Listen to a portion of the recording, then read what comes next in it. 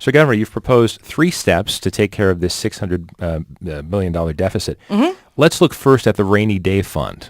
Is this, in fact, a rainy day? Well, I think that fund is really a savings account, and it was designed to help us get through economic downturns without having to do drastic reductions in programs like education, for example. So we have in that fund $700 million. It's full. It's up to capacity because there's a statutory cap on it.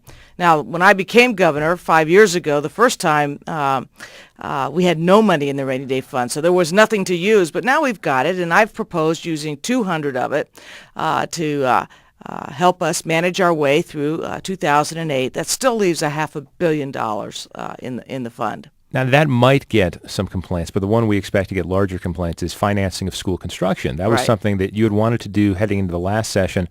Didn't really go over too well. So do you expect a battle on that front? Oh, yes. Although we have financed school construction before, and indeed we have financed school construction more often than we have paid cash. But the last couple of years, we've been flush in cash at the state level, and rather than spend that cash on teacher salaries and what goes on in the classroom, the legislature made the choice they'd rather spend it on bricks and mortar as opposed to paying those things off over time like we do other government buildings and like we do roads and every other kind of capital investment. What I'm saying is in order to preserve the operational things and what goes on in the school classroom, we ought to pay for the actual bricks and mortar over time.